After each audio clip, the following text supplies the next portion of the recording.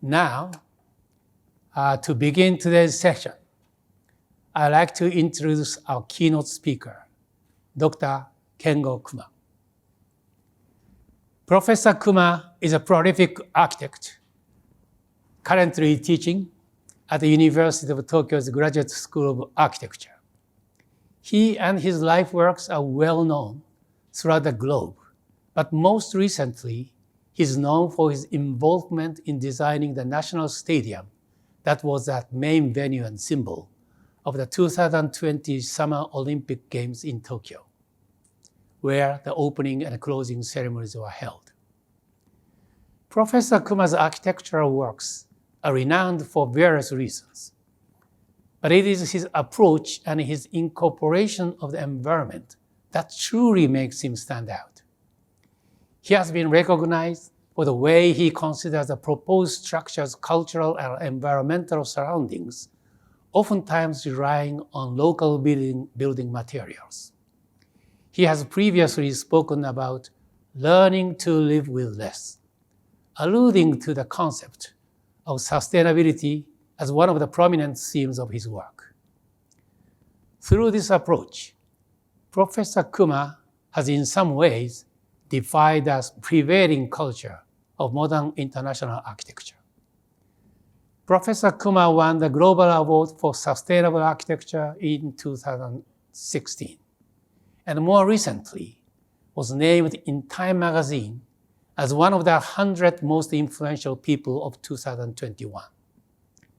This past year, our world faced significant challenges that confronted fundamental aspects of the way we live.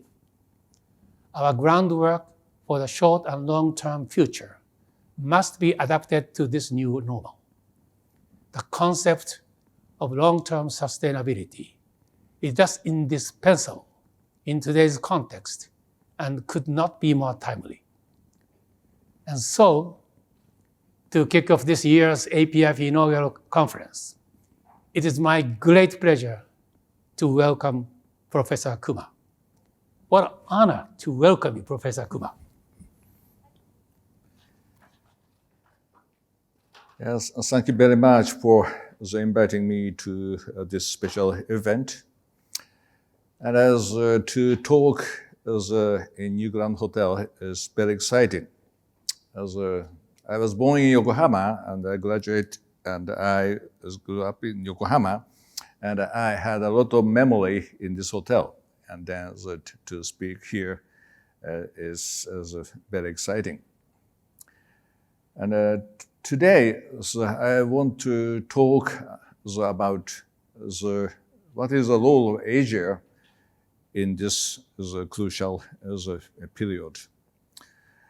In 20th century, the modernism movement, modernism architecture was leading our society and created the city of 20th century.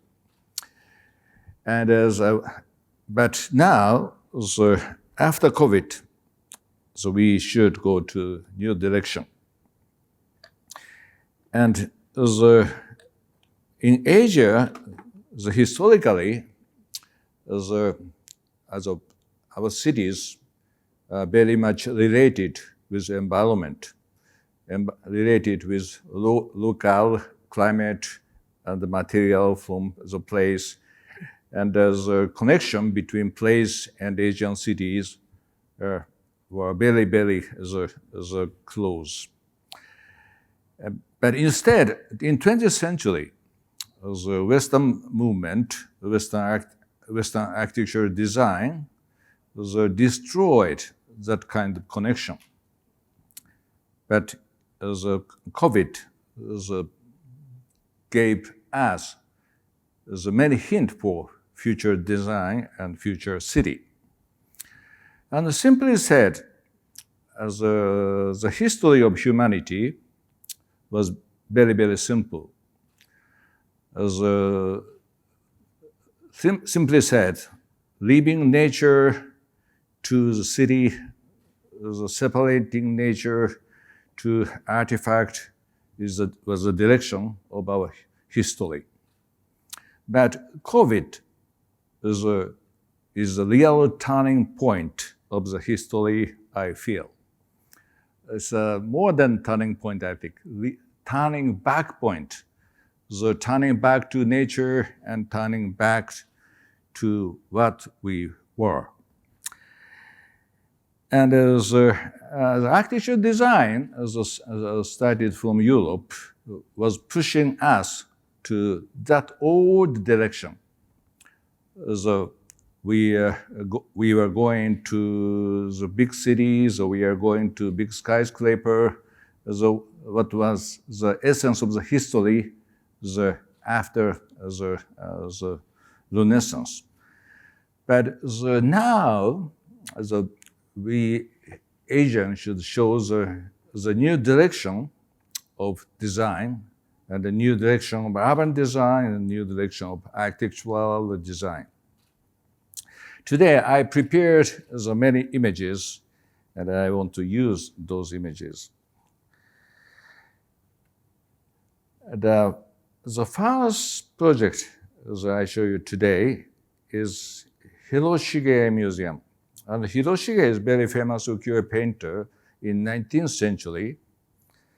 And actually, he gave a big influence on Western Impressionism.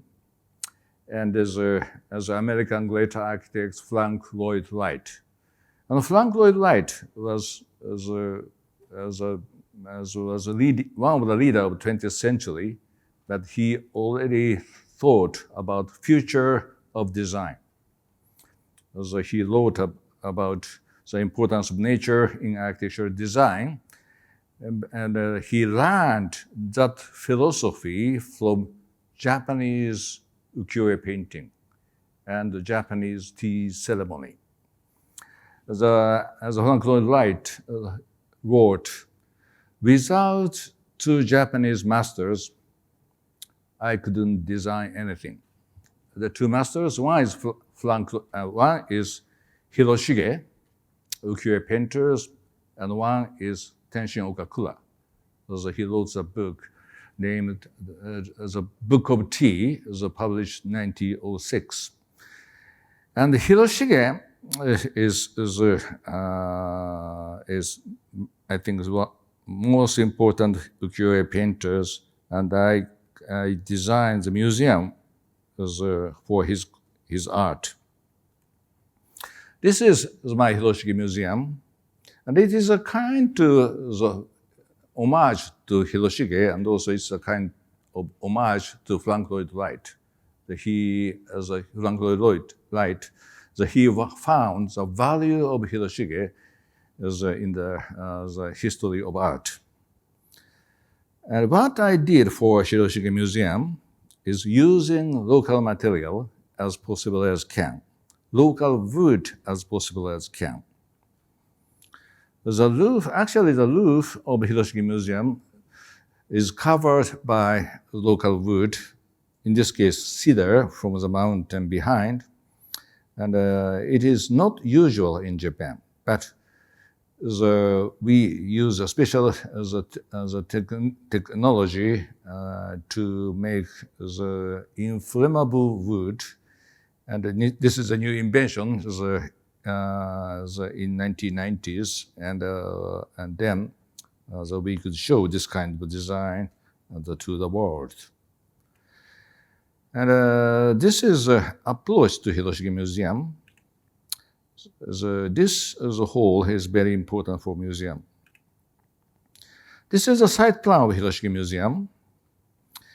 And this site plan is showing the relationship between the town and nature in Asian cities, Asian towns. As most of Asian towns has mountain behind the town. That kind of mountain used to be called Satoyama, and the meaning of Satoyama is village mountain. And the Asian villages, towns, and cities are basically located just beside Satoyama. not in Satoyama, not far from Satoyama, is sitting at the edge of Satoyama. Why? So because our life is basically supported by natural resources of Satoyama. The wood from Satoyama forest has been used for material for buildings, material for furnitures, and as a material for daily life tools, and it is material. And second, the energy came from Satoyama. Before 19th century, we didn't have gas company, electric companies, and we only had Satoyama. And all the energy we needed came from Satoyama. And Satoyama itself is the infrastructure of our life. And also for agriculture, the Satoyama is very important for agriculture because without the soil of Satoyama, without the leaves of the trees of Satoyama, we couldn't have rice field. And materials and energy and agriculture all came from Satoyama, and people eventually they respected Satoyama very much. And they built shrine at the edge of Satoyama. So shrine is always sending the message to us. Don't destroy Satoyama, because our life and Satoyama are basically the one thing. And if we destroy Satoyama, we cannot survive anymore. It is the strongest message from shrine. But in 20th century, the people cut this connection with Satoyama, and they forgotten the shrine. And in this village, you can see the Satoyama and the shrine. The shrine is here. But shrine was already abandoned. It became ruin. Because of Tokyo, because of big city. Big cities, from big cities, material and energy and fertilizer all came from big village, and then the connection was totally cut. And for this museum, I talked with the mayor of the village, and initially the mayor thought the parking is most important. And then the entrance should face the parking. But I said, most important thing in this village is Satoyama, and the entrance should not face parking, should face the Satoyama. And then we cut the building like this, and this is approach, and cut the building like this, and the direction is going to shrine. And after looking at shrine, people can get in the building. And through showing this approach, through showing shrine before entering the building, so we can send the message to visitors, we believe. And material-wise, we also try to use local material from Satoyama. In 20th century, the material we chose was not coming from village, because we chose the cheapest material from anywhere in the world. But to use local material is very important, we believe.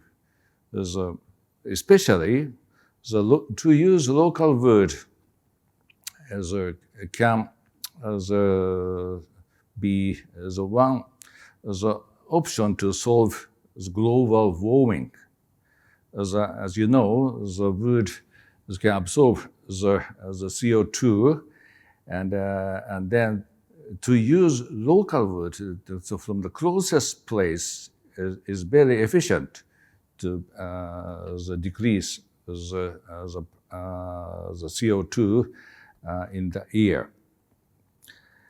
And another method we did use is to have the long eaves to cut natural light and bringing the natural wind into the building. And it is also the traditional Asian method. And for interiors, we also try to use local material. So we found the very beautiful handmade rice paper from the village. And the stone we use is also from the quality of the village. And as possible as can, we try to use the material from the village. It is also can be the solution for sustainable design. And the design-wise, we also learned many things from Asian buildings. Long eaves and bringing natural wind, and the shadow is most important, and which is very different from Western aesthetics. As Junichiro Tanizaki wrote in his book, the shadow is most important element in Asian design. And in China, I also try to use local material. The Great Wall project is in China. It's just 300 meters from Great Wall. It's a small hotel. And at this moment, as we studied this project in 1998, our image of China was not environmental friendly at all, and the buildings, the huge skyscraper in the big cities, it is totally different from this building. And but as I try to show the model of future to Chinese, and to use local material, in this case bamboo, and also don't cut the landscape. The original topography was kept, and then the original vegetation was kept. And finally, we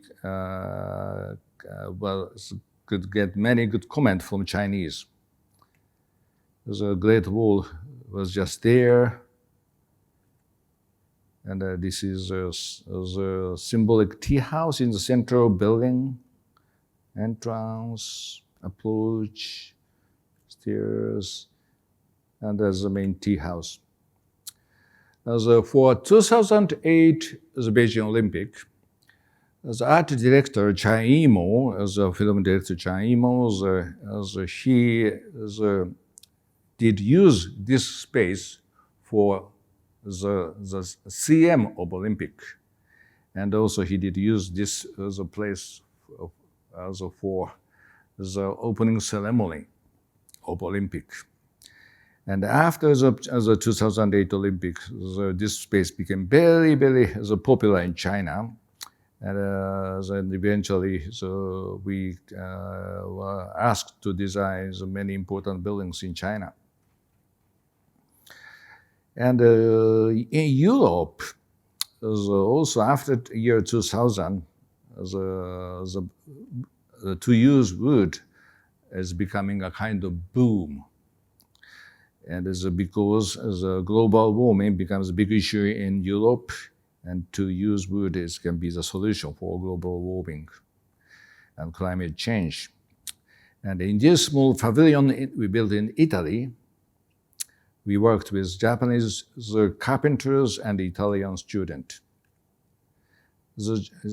As a hint from this toy, this toy didn't use any metal. So only the three type of joint can assemble those sticks. And it is a very, very Japanese method. And the Italian student enjoy as a assembling of this as a sophisticated joint system.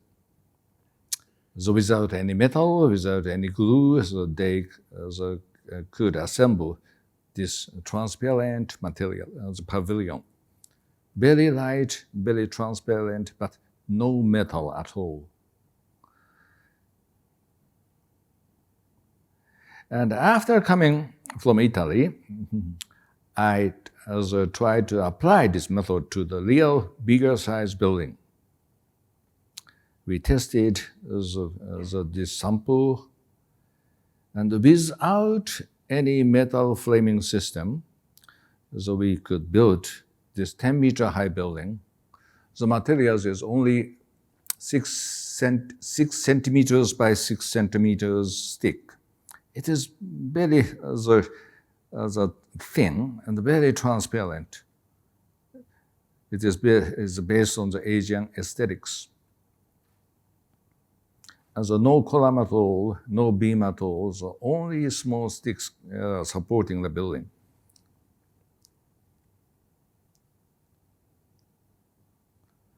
The Japanese carpenters has a special technique to assemble those small sticks without any metal. It is a kind of magic, miracle.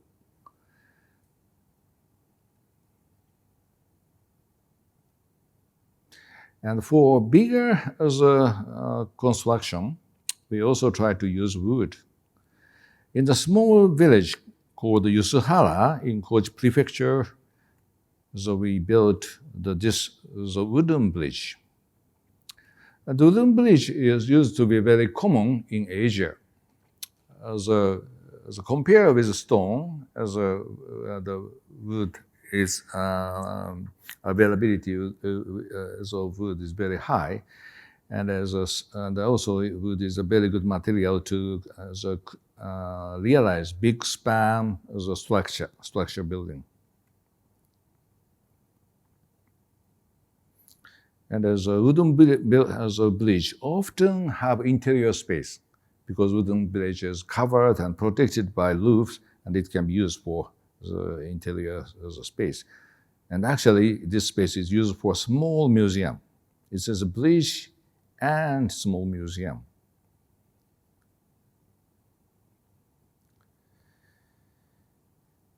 And for the same village, I built a small hotel, but with this material. This is a typical cafe in this village before 19th century. And they are very, very proud to have this kind of cafe for the traveler of the village. This small road is the road from Kochi to Ehime, and very famous Ryoma Sakamoto's traveled along this road. And but in 20th century, this kind of technique, the thatch roof and the wooden structures, was disappeared. And I tried to bring this technique to the village. The facade of the building is totally made by thatch, but it's actually very difficult to find the craftsman who can make this thatch facade. Luckily, I could find Kawakami-san. He was more than 70 years old. So without him, we couldn't achieve this special technique. This is the interior of this small hotel. And also, the thatch is very good for insulation. And so we can keep the temperature and humidity by this thatch block. And after this project, the Starbucks asked me to design the special Starbucks in Dazaifu Tenmangu Shrine. Dazaifu Tenmangu Shrine is a very special shrine, And it is sitting beside Satoyama of Kyushu. And as we try to show the Japanese carpenter's technique for visitors. Again, this is not decoration. This is the wooden sticks that are supporting the building. But this is not easy even for Japanese carpenters. And construction took more than 2 years for a small Starbucks. But Starbucks was very satisfied because it's become the most Instagrammable Starbucks in the world.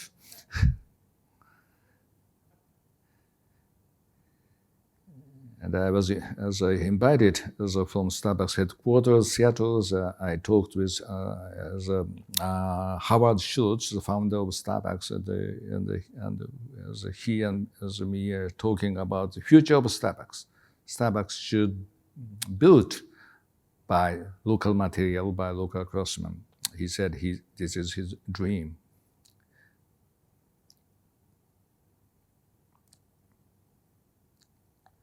And in the big city like Asakusa, in Tokyo, we tried to make the higher building by wood, and also intimate space for higher building.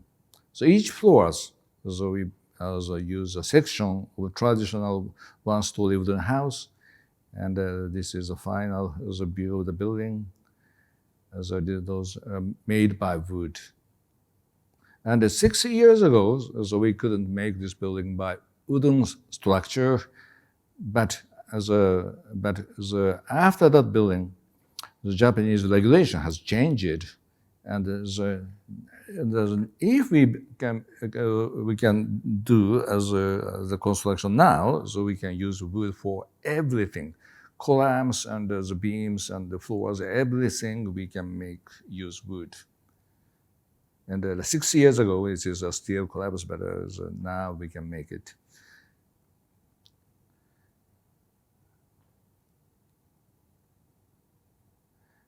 And in China, after Bamboo House, we designed the museum for the Chinese Academy. It's a national art school, and in this case, I found a very beautiful Chinese material, the loose ceramic tile.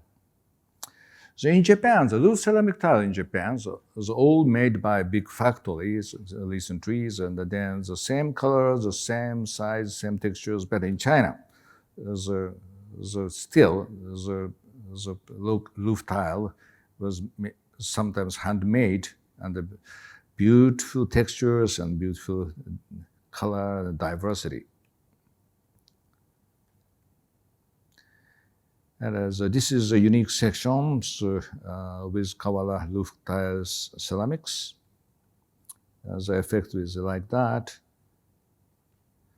And the building is following the landscape, and then it's a totally one-story building, so we can feel the topography of the place.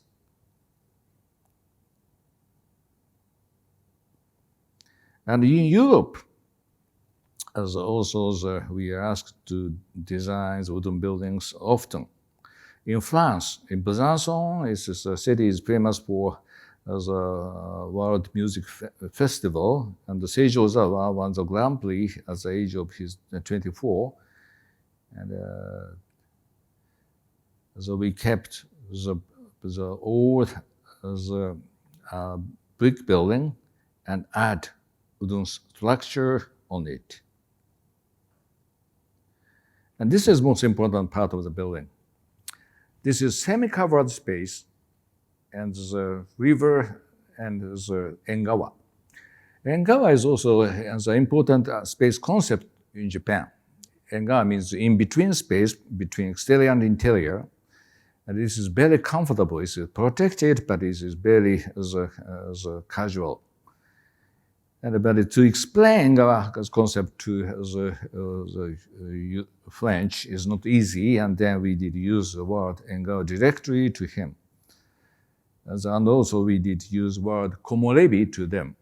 The komorebi is a kind of the condition of natural light It is not strong. It is very comfortable, and it reminds us our life in the forest. And also, I again did use the word komorebi to them. Komorebi and Engawa's combination.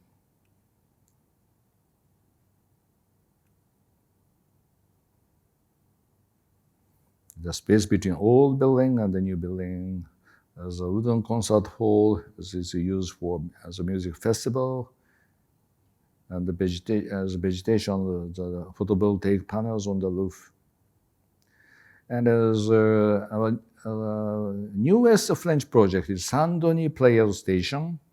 So we won the competitions of 3 years ago, and location is important for the project. It is close from Saint-Denis Soccer Stadium. And Saint-Denis is not so Paris, but it is an immigrant residential place, and security-wise, this is not good place. They don't have big green space. They don't have park, and our idea is to have the park in this kind of dense city is very important. And the station itself is the park is our idea, and station itself is a forest is our idea. And for the interior, so we propose to use wood. And as a French railway company, SNCF is a huge company. As the beginning, they didn't like our idea to use wood for the building, but finally, now the French government is pushing wood for public building, and finally we could get permission to use wood for this big station. This is a section of the building. This will be size-wise, this will be the biggest station in Paris. And also the Paris Olympic 2024, the Olympic village is just besides this station. And in UK, we completed this Victoria Albert as a new museum in Dundee, Scotland. And for this project, we got hint from nature again. We found a beautiful sea cliff in Scotland. It is close from Dundee. And as a building, we pushed a building to river into the river. It is very unusual solution. And as the Scottish government liked our idea, because the goal of this project is combine nature and city again. In 20th century, this waterfront of Dundee was totally covered by big factory and big the warehouses. The relationship between nature and human are totally cut. There is a city of Scotland, city of Dundee, and the Scottish government wanted to recover the collection. And then this project was started.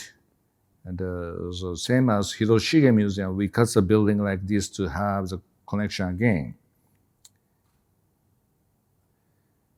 And this project is very important for UK because at that time the independence of Scottish was the biggest issue for UK, and the Queen Elizabeth came to the opening of this project, and William and Kate I explained the design to them. And for interior, we did use wood as possible as can. Scottish oak is beautiful wood. And the concept of this museum is living room for the city. In 20th century, museum is for art. But in 21st century, the museum should be part of our life and should be a living room for ourselves. And they said, this concept is perfectly matching the concept of museum, and they did use this as a keyword for the tote book, tote bag, and the catalog of the museum. And in Turkey, we designed the first modern museum, but by wood. Eskişehir is the name of the city, not Istanbul. Why Eskişehir? Because Eskişehir is a mid-sized city in the Silk Road, and most of the buildings there were made by wood. Turkey used to be the country of forests, but in 20th century, they didn't do the forest industry in the country. It is very pity, and also the environmental issue is very important for the government, and they decided to use wood for this museum. But they didn't have technology, they didn't have the industry anymore, and they came to Japan and they learned how to make this kind of wooden construction from Japanese wooden companies.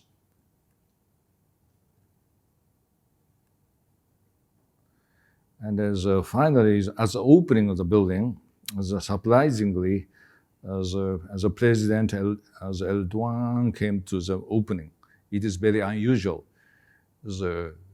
And to show his attitude to environmental issue is very important for himself, and he stayed 5 hours in this museum. And in also areas we did use this unique wooden building. So I want to talk about the contrast between the skyscrapers and the wooden building. The recently the skyscrapers apartment, the condominiums is a big boom in Australia. But the life in the skyscrapers is not so happy for them. And the resident of skyscrapers is pushing the city of Sydney to make the wooden community center. And what they wanted to have in the community center is food court, the kind of food car, for the ground floor. The second floor is the small the library, and third floor is the kindergartens, and the 4 or 5 floors are the restaurants. Those are the function they wanted to have in the city. But the big condominiums are not providing those human, warm, soft functions. And this building was built to make the community happy, to make the conversations more active. That is the goal of this small wooden building.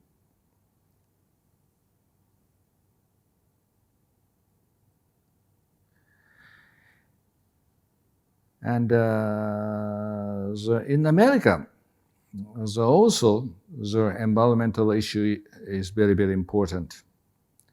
In Portland, Oregon, I designed a small museum for Japanese garden. Japanese garden is very popular in Portland, but they don't have building. And they wanted to have the museum building, the small school for gardeners, and the Japanese restaurants, and then finally they could get the sponsorship from the city. The roof is covered by green. It is Japanese technology. It is a kind of the thatch roof in 21st century, I think. And it's open up, it's connected with the environment.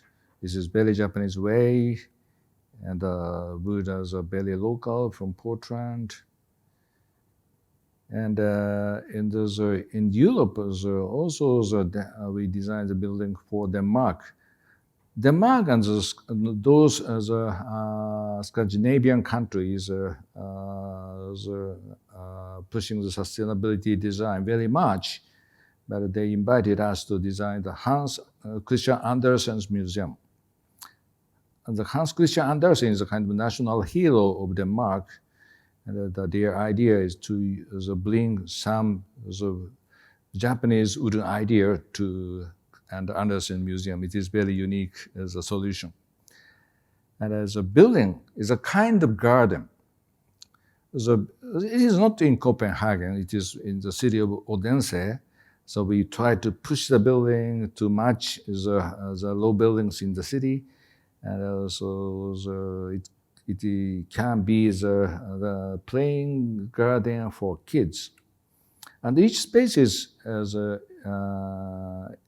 coming from the story of Andersen. The Little Mermaid is realized in this small pond, and the kids can experience the world of Little Mermaid in this pond, and also LRT and buildings are not separated. The museum is totally open to the city. And in Singapore, we are designing a Founders Memorial for Lee Kuan Yew. And it is a big international competition. Our proposal is very different from other architects' proposal. Other architects propose the big, unique boxes, but instead we propose a garden. As I explained, Lee Kuan Yew's philosophy is green city. And his memorial should be green and should be garden. And the jury of the competition finally selected our idea. Now the building is under construction. It is totally merging to the big park, and I hope the people will enjoy the space and also can understand the importance of Lee Kuan Yew's concept of green city.